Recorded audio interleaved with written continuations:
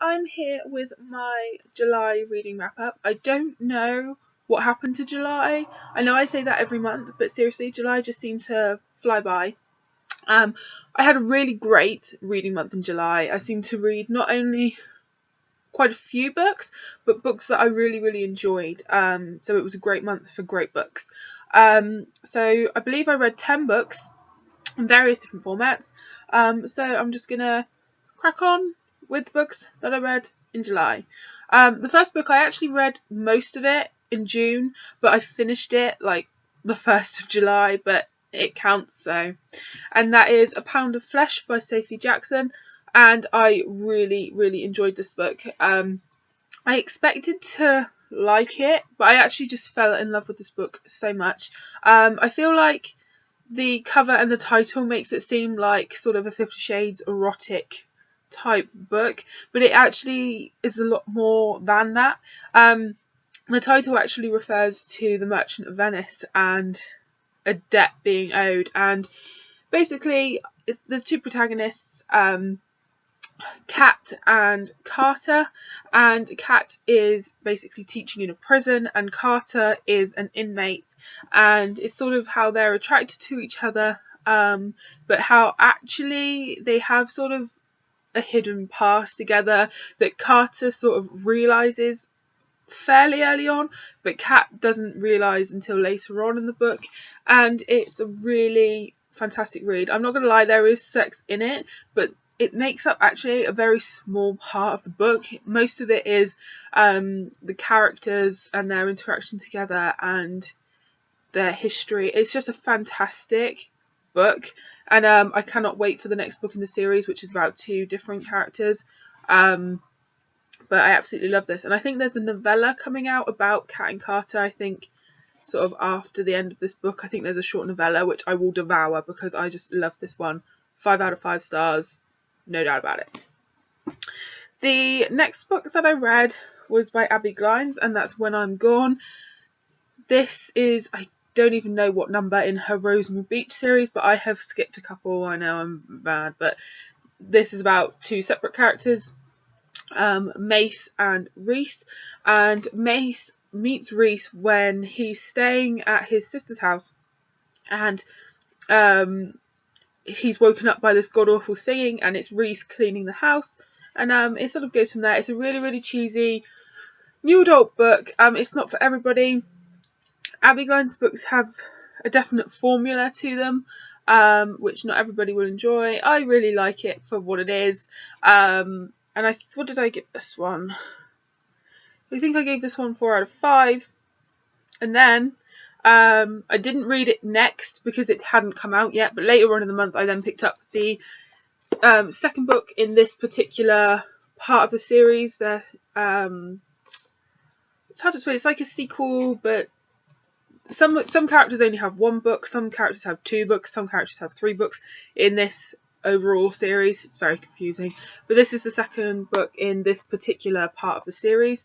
And it's When You're Back, and I didn't enjoy this one quite as much. I just felt that a lot of it was unnecessary, and there's some stuff like at the end that I found a little bit disturbing. I don't want to spoil it, but yeah, I gave this one 3.5 out of 5. Overall, I did really, really enjoy them, and they are such a guilty pleasure read for me. They are essentially like reading Harlequin romance, but not Harlequin romance. It's basically what they are. But yeah, I really enjoy Abby Glines for the most part. My favourite still remains the first 3 books in this series, which is Fallen Too Far, Never Too Far, and Forever Too Far. They are my favourites. They just can't be beaten. But these were okay. And the next book that I read was a buddy read with my friend Rob from Rob's Reading Roundup. I will leave a link to his channel below. I might actually leave the link to his review of this book that we read together, and that is Burned by Ellen Hopkins. I've already uploaded a review of this on my channel, but I just really, really enjoyed it. To give you a brief overview, I really, really enjoyed it. It was definitely the most emotionally destroying book that I read this month. It really did affect me. It really did provoke a lot of thought and emotion, this book. I definitely think that you should check it out if you haven't already. I'm definitely late to the Ellen Hopkins party, but I'm definitely going to be reading more of her work. I loved that it was written in verse. I thought it tackled some incredible subjects, and I look forward to delving more into Ellen Hopkins, and I gave it 5 out of 5. I think in my review I said I was torn between 4.5 and 5. I'm just rating it 5 because it deserves it. And the next book that I read was actually on my Kindle. Oops, I'll show you on my iPad. And that was Priest by Sierra Simone, if you can see that there. I couldn't escape this book. Every time I went onto Instagram, and if any of you follow me on Instagram, I'm nearly always on Instagram. Like, I have a real issue with Instagram. I love it. But every time I went onto Instagram, this was just there. And in the end, I decided to read it because I couldn't escape it. So I had to see why this thing was being posted on my Instagram like 24/7. And I don't know what to really think of it. Like, I think I was disappointed because it's about a priest, and this woman goes to confess to him, and for some reason he's strangely attracted to her. They have this weird connection, and then he essentially ends up breaking his vows. And I can see why people liked it in the fact that it's this huge forbidden romance. It's a little bit taboo, and I think what it tried to do was really good, but it just came off like I was reading smut. Like, I think it tried to be really deep and meaningful, but it lost that somewhere along the way, and I ended up just reading smut, and that was a little bit disappointed. And anyone that's particularly religious, I'm not particularly religious, but I found a lot of it quite sort of disturbing and sort of sacrilegious, and made even me uncomfortable.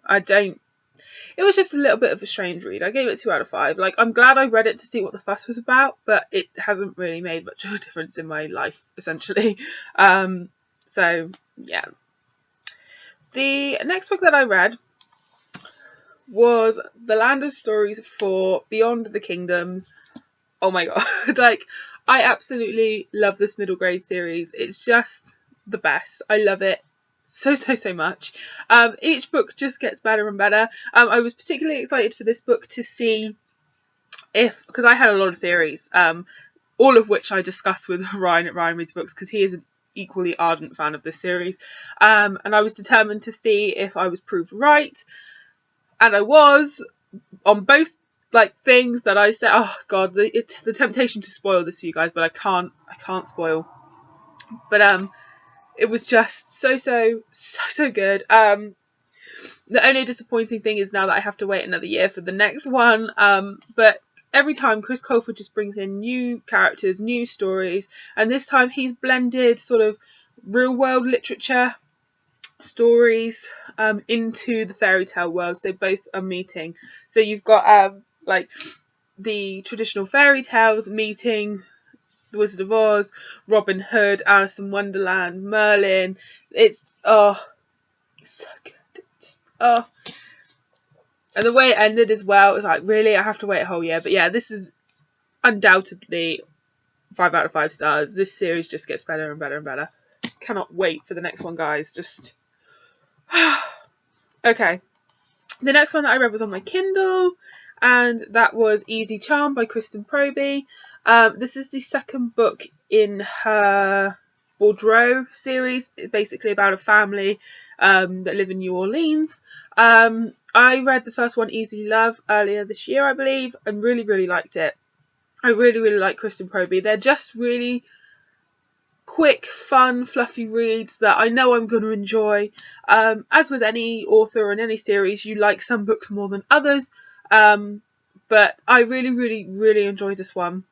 It's about Gabby. She is a young single mother. She runs a guest house, and basically the main character from the first book, Kate, her sort of cousin, but they were raised together, so he's more like a brother. Basically, he's a professional baseball player, and he's injured his shoulder, so he needs time to recuperate. So he basically comes to New Orleans to see Kate, and he stays in Gabby's guest house, and romance goes from there.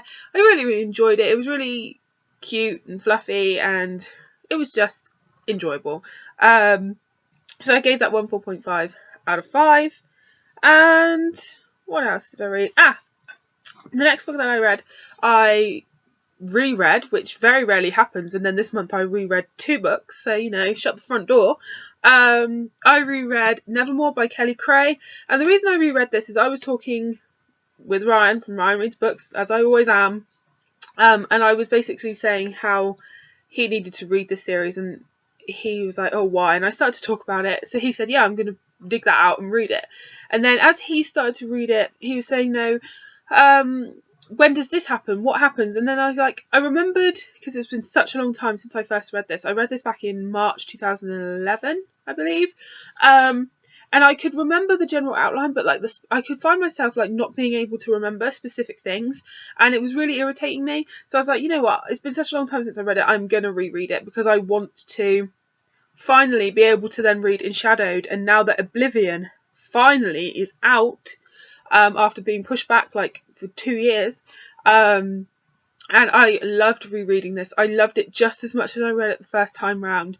It's really, really good. If you guys haven't read this, you seriously need to. It's creepy, it's well written. It sounds really, really cliche, like a cheerleader and a goth, but it's not in any way, shape or form. You guys need to check this out if you are a fan of Edgar Allan Poe. If you're not a fan of Edgar Allan Poe, just check this book out. It's amazing. It looks like a bit of a beast, but you literally just fly through it. It's extremely fast paced.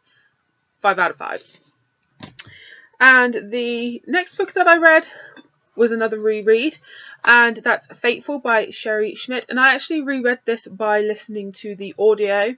I don't read or listen to a lot of audio, but that's something that I want to change. It's sort of a goal that I want to be able to listen to more audiobooks, because I commute, I read a physical book on the bus to work, but then when I sort of get off the bus and I have to walk to work, I've got some time where I could be listening to a book.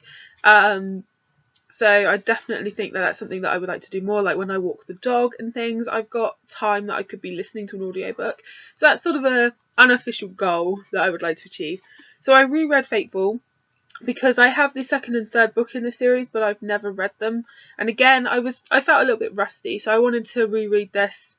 And again, I think I read this in 2011, 2012, around that kind of time.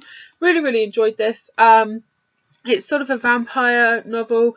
Danielle is American. She's staying in London with family to go to school. And one night she's out. She has a really poor sense of direction. She gets herself lost, and she is attacked by what looks like someone with strange powers. He's really creepy, and then she's rescued by this guy. And she and Ethan seem to have a strange connection, like they've known each other before, but Ethan's not all that he seems either, and it's just a really cute book. Some people will hate this because it's Twilight-like fiction, and I definitely see that as I was reading it. There was just more and more that, oh, that's like Twilight, but I really, really enjoyed it, and I enjoyed listening to it, and I will definitely be continuing on with the series. And then the final book that I read in July was by Bella Andre, and I couldn't believe that I hadn't read this. This one seemed to completely pass me by. If you've watched my channel for a while, you'll know that I read a lot of Bella Andre, but this one seemed to completely pass me by, and it's her first new adult book. Now, I've read her Adult Sullivan series, and it's one of my all-time favourites, but I also love new adult fiction, and the fact that Bella Andre had done a new adult fiction somehow passed me by. I don't quite know how.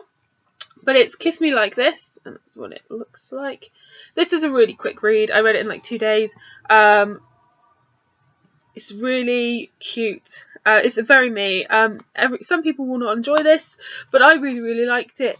It's about Sean and Serena. Serena is a world famous young model, but she has no interest in it. Basically, it's her mum is the driving force behind her career, because her mum had to give up modelling when she had Serena. But Serena isn't interested. She's a bit of a bookworm. She wants to go to Stanford. She knows that she wants a career somehow involved with books, and she wants the time to do that. So basically she goes against her mother and she enrolls in Stanford. There she meets Sean, who is a young jock-like figure. He's basically a baseball player and he's extremely good at it. But he lost his mum 3 months ago, and he's basically sort of been grieving and sort of numb ever since. And then he meets Serena, and things that go from there. It's a really, really cute book. I liked what it sort of tried to tackle in Serena's sort of modelling career, and also with Sean's grieving process. I thought that they were both done really, really well. And definitely worth a read if you are a fan of either Bella Andre or new adult fiction. I think you'd like it for either reason. So finally, that's everything that I read in July. If you've read any of these books, let me know in the comments down below. I always love to know if I've added any of these to your wish lists or TBRs. I would also really, really like to know. I really enjoyed everything that I read this month, for the most part. I think the biggest disappointment was Priest, but everything else I really, really loved. So thanks so much for watching, guys, and I'll see you all soon. Happy reading.